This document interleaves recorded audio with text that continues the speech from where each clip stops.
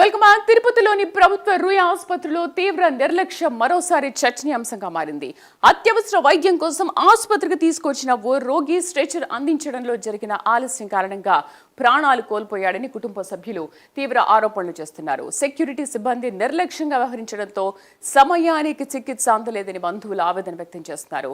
ఈ ఘటన రుయా ఆసుపత్రిలో అత్యవసర సేవల నిర్వహణపై మరోసారి ప్రశ్నలు లేవనెత్తుతోంది.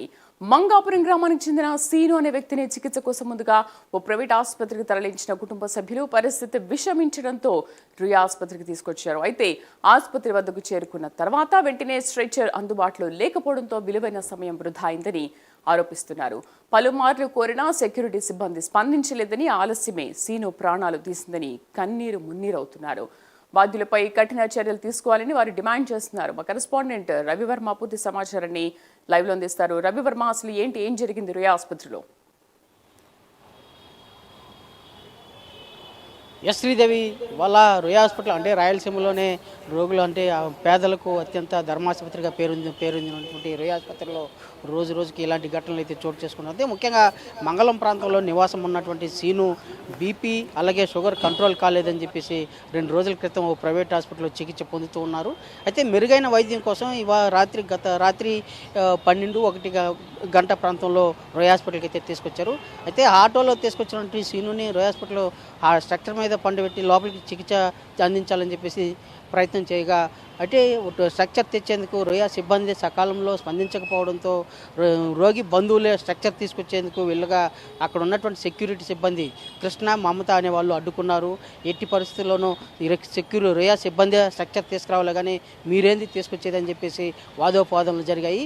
ఈ క్రమంలోనే దాదాపు అర్ధ గంట పాటు రోగి ఆటోలో ఉంచేసే ఇక్కడ వాదనలు అయితే చోటు చేసుకుంటూ ఉన్నాయి. ఈ క్రమంలోనే రోగి పరిస్థితి కొద్దిగా విషమించడంతో తోటి బంధువులు రోగిని చేతుల మీద తీసుకెళ్లి లోపల అత్యవసర విభాగంలోకి తీసుకెళ్లారు.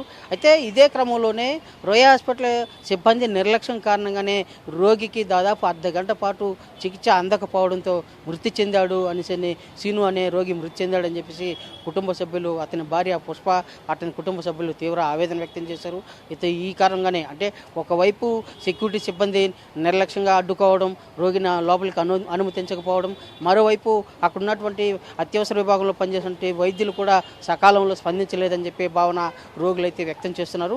ఈ క్రమంలోనే తీవ్ర ఉద్రిక్తత పరిస్థితి నెలకొనింది. సెక్యూరిటీ సిబ్బంది మీద తీవ్ర స్థాయిలో ధ్వజమెత్తారు రోగి బంధువులందరూ కూడా. ఈ క్రమంలోనే అక్కడ పరిస్థితి వాతావరణం ఉద్రిక్తతగా మారడంతోనే పరిస్థితి అదుపు చేసేందుకు అటు అలిపిరి పోలీసులు అలాగే రుయా హాస్పిటల్లో ఉన్నటువంటి సెక్యూరిటీ విభాగం సిబ్బంది కూడా ఘటనా స్థలానికి చేరుకునేసి వారిని శాంతింపజేసే ప్రయత్నం అయితే చేశారు. అక్కడి నుంచి తరిమివేయడంతోనే, అక్కడి నుంచి పక్కకు తొలగించడంతోనే పరిస్థితి అయితే సద్దుమణిగింది. అయితే ఇలాంటి ఘటనలు నిత్యం రుయా హాస్పిటల్ అయితే చోటు చేసుకుంటా ఉంది. అధికారుల వైద్యుల నిర్లక్ష్యం ఒకవైపు, మరోవైపు సెక్యూరిటీ సిబ్బంది వ్యవహరిస్తున్న విధానం వల్ల రోగులు వైద్య సేవలు సకాలంలో అందలేక మృతి చెందుతున్నారని చెప్పి భావన సర్వత్రా వ్యక్తమవుతుంది. దీని పట్ల అధికారులు కూడా స్పందించి దృష్టి సారించాలని చెప్పి కూడా వ్యక్తం చేస్తున్నారు. Sridevi. Right Ravi Varma, thank you.